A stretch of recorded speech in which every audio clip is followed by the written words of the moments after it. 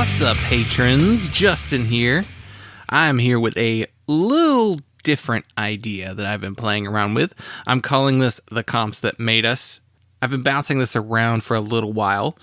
It kind of sprung out of the idea that I came about maybe a year or two ago where, compilations used to be this really big deal, especially during the CD era.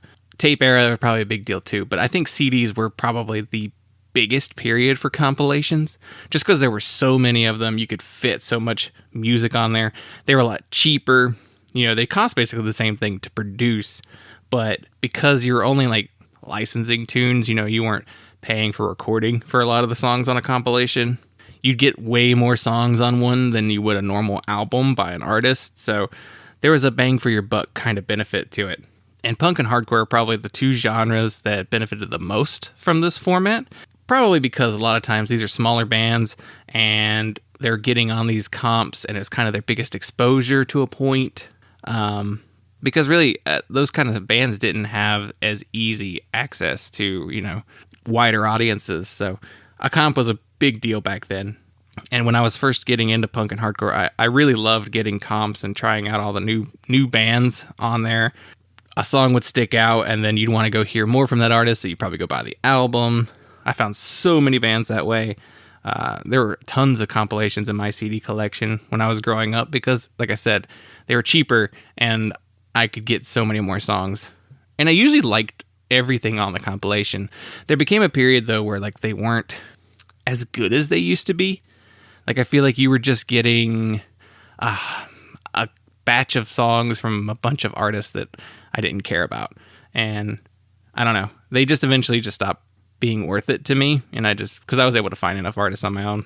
But they were pretty important for really growing that early punk and hardcore side of my musical taste. So the comp has kind of faded into almost insignificance. They still exist. But thanks to streaming and how easy it is to just hear an artist, you don't really need them like you used to. So now the only compilations you really see, you still see label samplers. I see a lot of those on Bandcamp, but you also see more original content. So it's a lot of covers comps, or let's see, a comp made up of unreleased material. Those are the types of comps you get nowadays, which, believe me, those are superior comps because, it's new material. It's not stuff you could just have heard. And in this era, that's more important than, a song. I could get that on a playlist on, or a radio channel on Spotify. So, yeah. I thought I would start this series here where I talk about the comps that were, important to me over the years. So eventually, maybe in the future, we'll get Dylan to talk about some, or maybe I'll get some guests on to talk about their favorite comps growing up. But for now, this is a solo project. But I do always want to hear your feedback. So please leave a comment here on the Patreon. You can email punklottopod@gmail.com or send us a message on any of our social media platforms. I respond to pretty much everyone. So, yeah. I wanted to start off with probably what was the most important compilation to me as a teenager. And that is This Is Solid State Volume 2. And for those unfamiliar, Solid State Records was a hardcore and metal imprint of Tooth and Nail Records. They were the Christian alternative record label.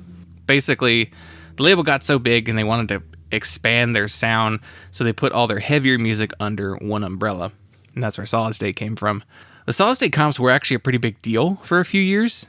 They were kind of the companion to the songs from the Penalty Box comp. Those were the more Tooth and Nail punk related comps. I never really had much of those, but there is one Tooth and Nail compilation. It's really a box set, but it's a big compilation that means a lot to me. I don't know if I'll ever do that. I may do that one day, but the Solid State ones were a little hipper, a little cooler, because they were dealing with more hardcore and metal records. Most of the times, these were just songs from albums that were out or coming out. Occasionally, you'd get a demo. Some of the later ones would have some demos. I think there's one demo on here, but it's not super notable. There's some early mixes, I think, too. I do remember, though, there were some of the later Solid State comps. They would be there's the first time you can hear this song, which was cool, but there's not a lot of that on these. Most of these was just to promote what they have on the label.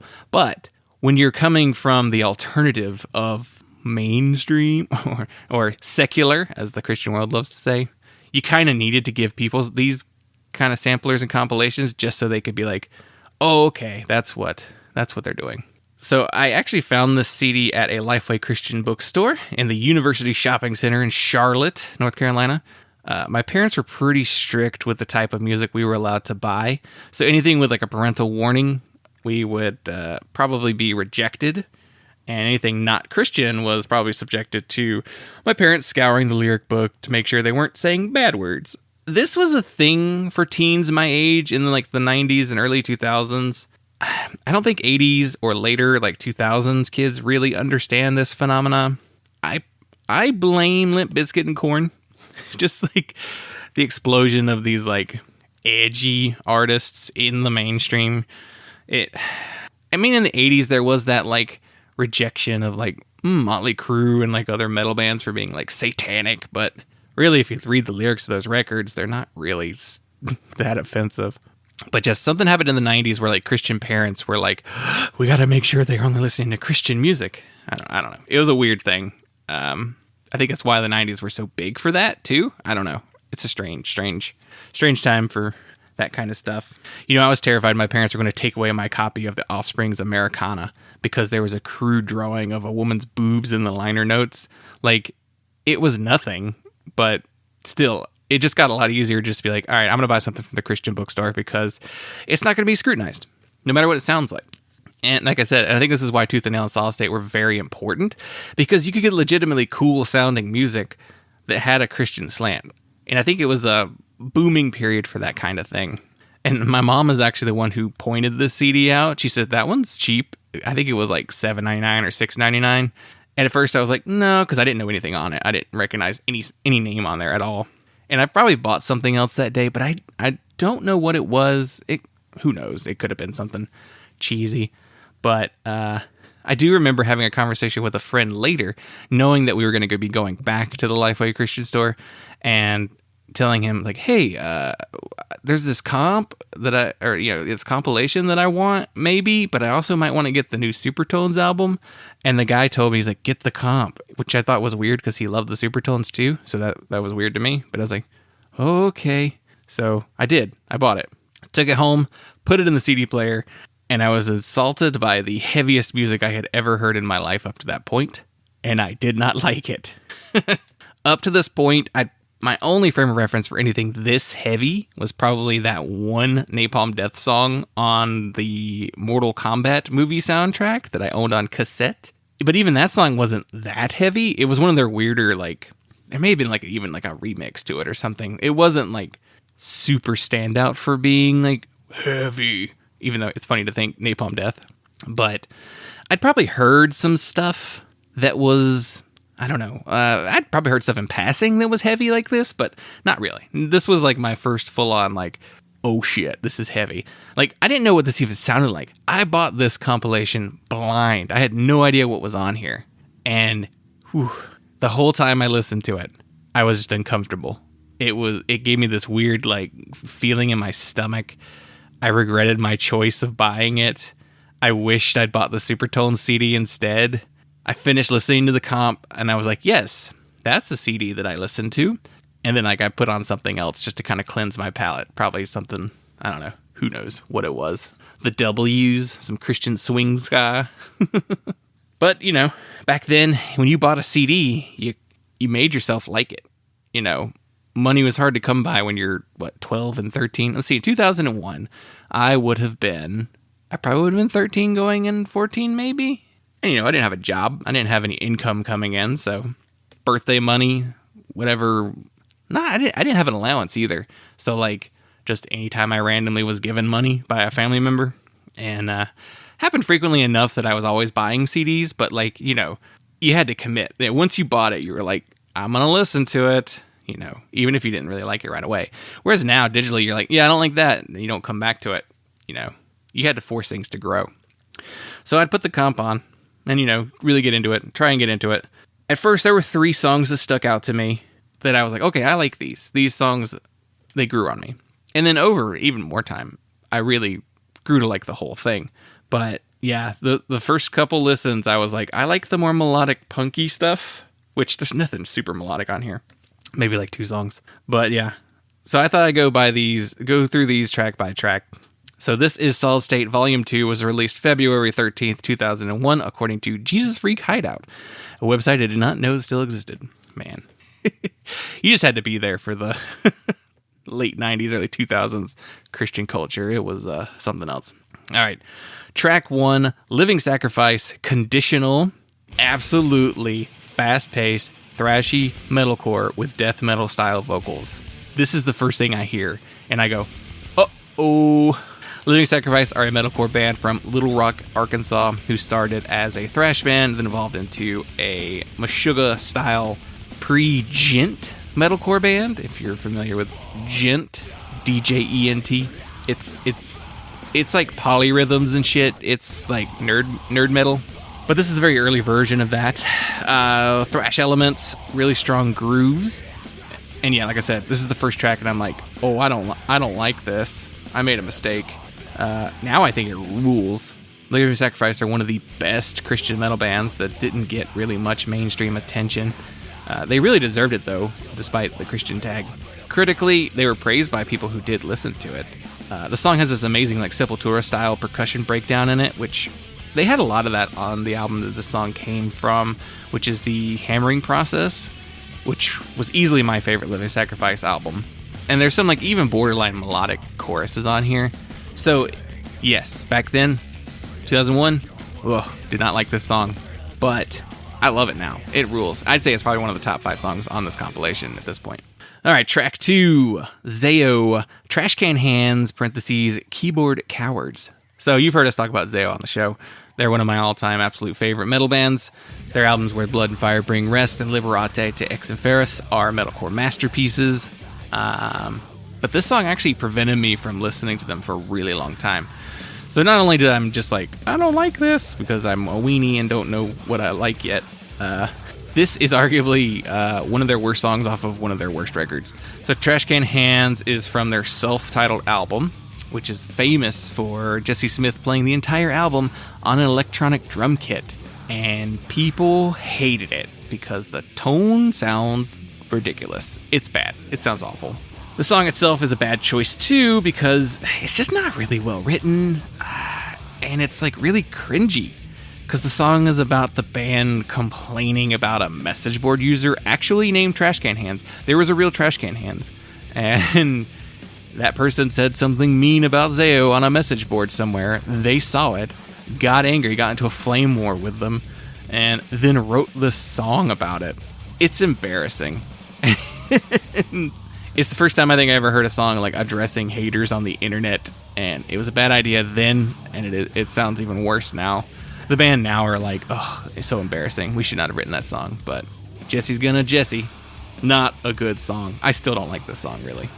There's elements to it that's interesting, and I do think the electronic drums were a bold choice. Just didn't sound good. The rest of the album has some stronger songs, though, so there's something worth listening to on self-titled. Track 3, Extol Ember. Extol are a Norwegian metal band who had taken on many different permutations over the years. They started as a black metal band, then turned into a melodic death metal band, next a thrash band, and then like a proggy metal band before reverting to the more popular melodic death metal stuff. So this is off of that period. The second full-length album, Undeceived, was their melodic death metal album. And to this day, I think it's still considered one of their best records. I think it's considered one of the best Christian metal albums of all time. There's some really cool, clean sung vocals all over this album. They're one of those bands that never took off in the States due to, well, one, being Norwegian, but two, being like tagged Christian in the US. Though in their native Norway, they won like their country's equivalent of a Grammy for like the metal category. This is one of the earliest songs on the comp that I began to kind of embrace after multiple listens, primarily because the clean sung vocals really stood out to me. But I love Extol. They're a really cool, unique band in a country that has, some landmines when it comes to metal music.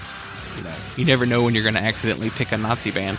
Oh no, this metal band's Nazi. Shit. But I don't think Extol ever had any like weird accusations thrown at them, so. Track 4, Stretch Armstrong, Through My Actions. Stretch Armstrong are a South Carolina hardcore band, famous in our region for their live shows. I It's weird. It took me a long time to figure out who Stretch Armstrong was, because I would hear songs like this, which is really heavy for them, and I don't love it. But then they would do something like Second Chances, which is a really super catchy tune. Really fun, hardcore youth crew energy to it. They were a weird band that always kind of tried to balance the heavy and the melodic, and I don't think the heavy worked as well. I think the melodic was their strong suit. I also think the label didn't quite know which songs to use to promote the band and always leaned it towards the heavier stuff. I think because of the amount of metal bands on the label, so they're like, let's throw the heavy song on here. This song is off of their classic album Rituals of Life, which our friends in Iodine Recordings just reissued last year, so that's pretty cool. Check that out. It's a solid tune, but by far not one of my favorites by them or on the comp. Track 5, Embodiment, One Less Addiction.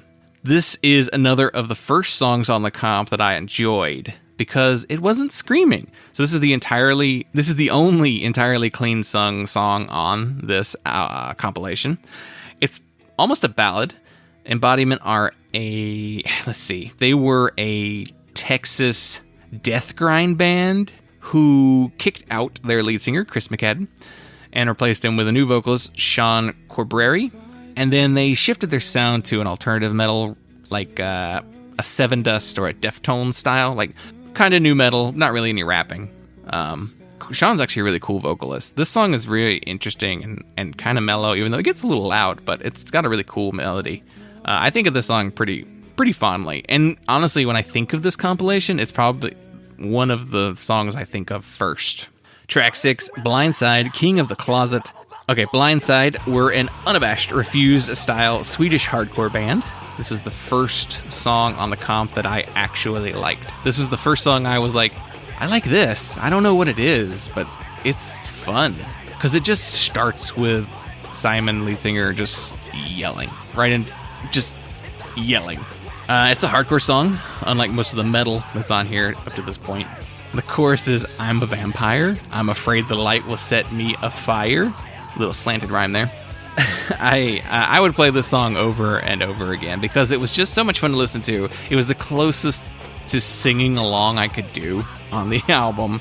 It's also some of the few words I can understand. This song came out on their second album, A Thought Crushed My Mind, which for some reason is not streaming on Spotify. I don't really know why. That's their best. Well, I don't know. They have a lot of records, and a lot of them are really good. So it might not be their best overall, but it's a really cool record. They would later become pals with POD and get signed to Elektra Records and become an alternative metal post-hardcore band. You can see the band in the POD music video for Boom, right? Here Comes the Boom. You know the song. They're the Swedish ping pong team in that video. They're pretty prominent in there. And they even snagged Billy Corgan to play guitar on their song Hooray for LA on a later album, too. So they have some weird connections, but this is still one of my favorite songs on the compilation. Track 6, Society's Finest, Monarch. We're starting to get to the also-rans of the label. So Society's Finest were a metalcore band from Dallas, Texas. They are one of the many Zao imitators that sprung up in the Christian music scene. That being said, they were a pretty fun band in their own right. Like, Zao was original and creative, and Society's Finest were solid and good. Nothing groundbreaking, though. This song came off their debut album, The Journey So Far, and it actually featured Chris McCadden of the previously mentioned Embodiment on guitar here. He got kicked out of Embodiment. The band is fronted by Joshua Ashworth, who also briefly sang lead vocals for Zao when their lead singer Dan Wayant stepped down. This is also part of the Tooth and Nail mythos. The shared band members over time. You're going to see this a few more times. It's a solid tune. Track 8, Training for Utopia. Okay. Tennessee Little Person is the track. It's not Little Person. It's the M word for people with dwarfism. So, hooray. Stupid Clark Brothers. They used to name their songs like really jokey titles, but they were not a funny band in any way. It's very weird. Their lyrics are very serious. Training for Utopia were a noisecore band from Sacramento, California, and they were one of the weirder sounding bands on Solid State. And they really did feel unique on the label. I like this band, but at the time I wasn't super into this song. It's okay. It's a little slow. They have much more interesting stuff, especially during this period. There's something about the way the guitar riff on this record, it always made me kind of queasy. I don't know. This is off their second full-length album, Throwing a Wrench in the American Music Scene, which I think is their best record. There's a lot of really interesting electronic elements to that album that I think people should give it a shot, especially if you like little weirder stuff. The Clark brothers, Ryan and Don, would later go on to form the band Demon Hunter.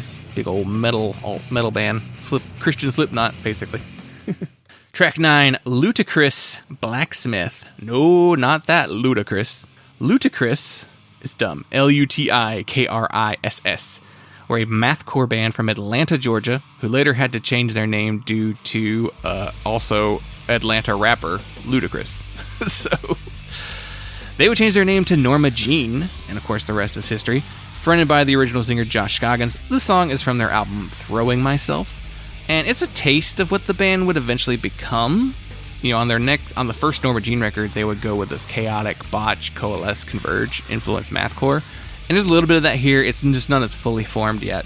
The song was always a little slower to me, but it's got some interesting moments. And I think it's more, if you know that first Norma Jean record, Bless the Martyr, Kiss the Child, then you could find something to dig here, but I'd skip it, really.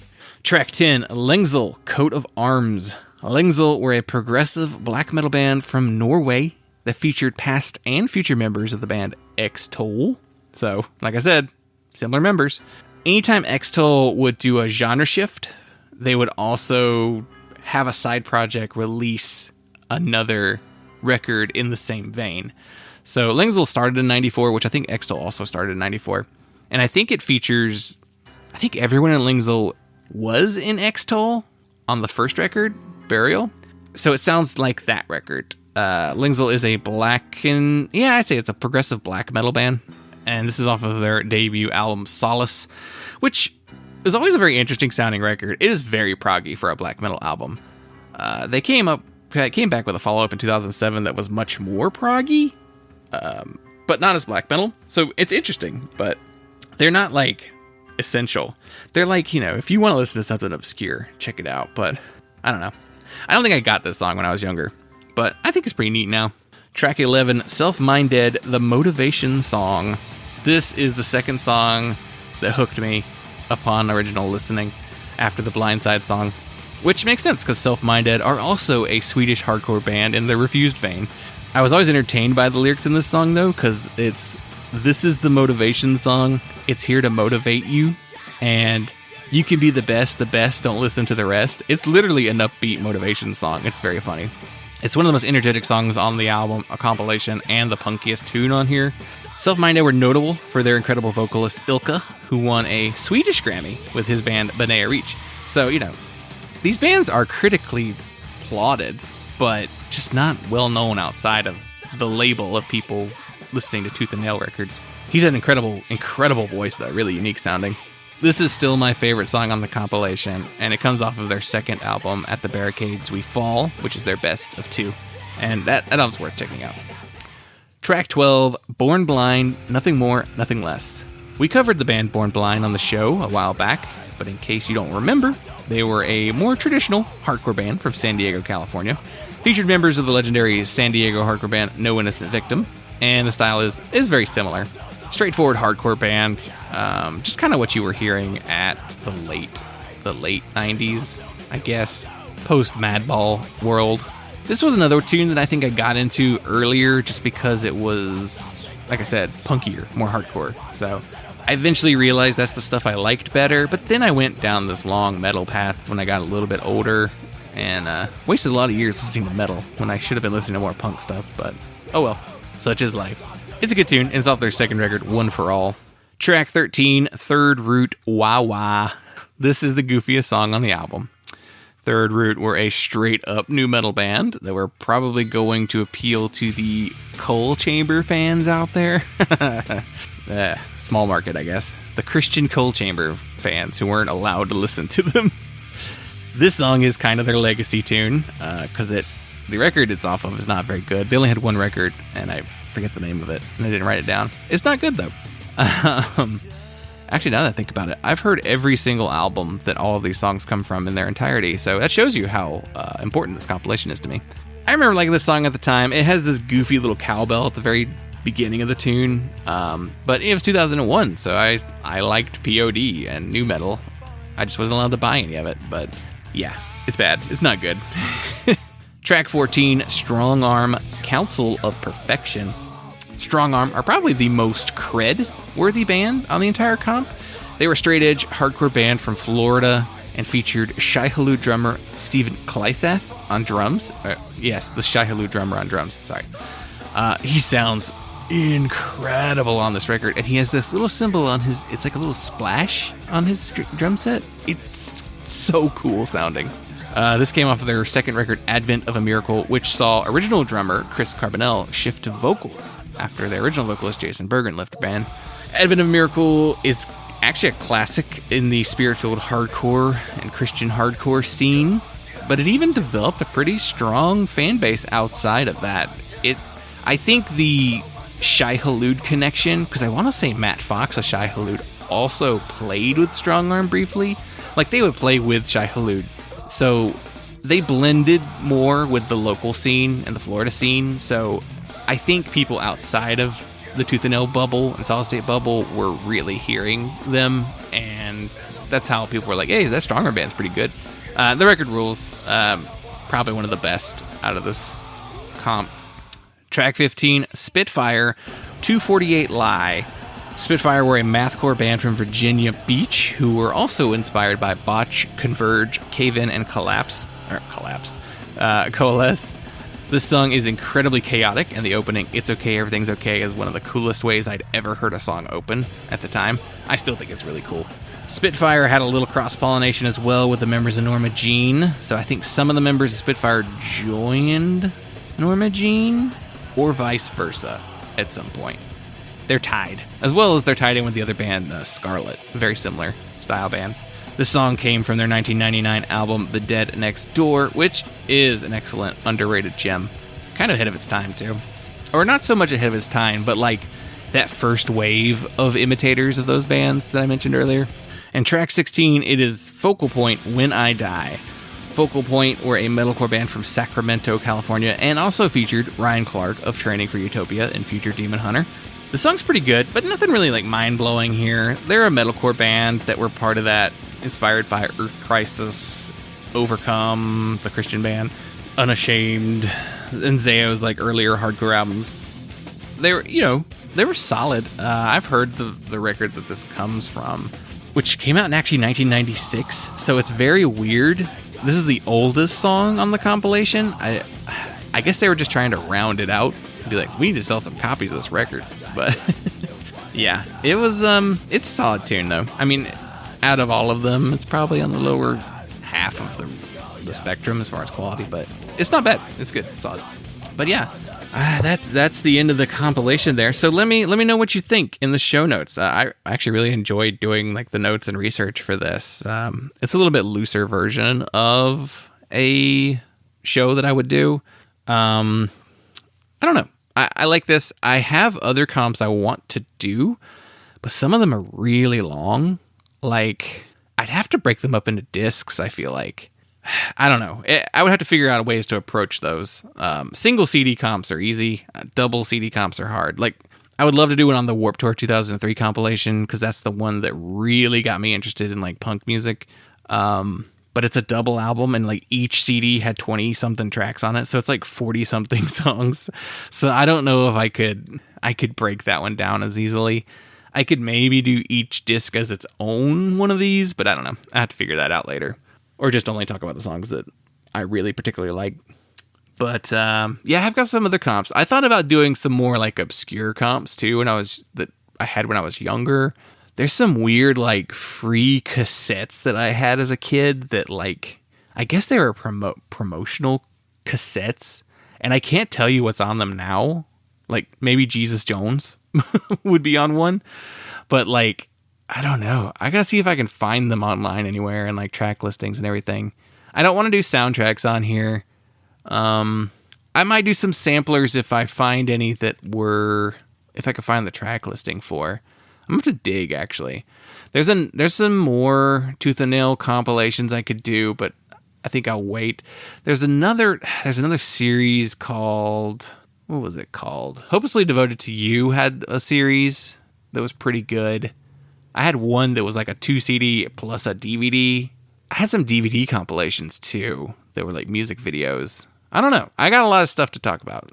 So if you guys like this, I'll do more of these in the future. But yeah, let me know in the notes what you think, and hopefully you have a good week, and I'll see you. Okay, so there won't be a regular episode this week. I'm going to repost an old Patreon into the public feed. I have just been going nonstop basically since last Thursday, and then got a stomach virus Saturday and Sunday. Then my wife got it Monday, and she's still sick, honestly, but she's on the mend too. But it's just been literally nonstop, and just haven't had a chance to be able to record anything and plan something else. So, this came together as a last minute replacement because I wanted to give you guys something to listen to since there's not going to be a new episode this week. But I'm thinking of sharing Dave Brown's Master Punk Theater that we did. We did the Pretty in Pink soundtrack as an episode of the show, and for the Patreon we did the movie and talked about it. So I thought about releasing that as a bonus episode in the main feed for people to hear. So yeah, check that out. If you haven't heard that episode yet, it's really funny. And then go listen to the main episode about the album. That they go well together. It was a pairing. It was a brilliant idea that we've yet to replicate. But hopefully we'll do that again soon. All right, everyone. Thank you so much, and we will see you Friday with some new release. Hiccup at the end of this thing. What the hell? We'll see you Friday with new release Friday bonus audio.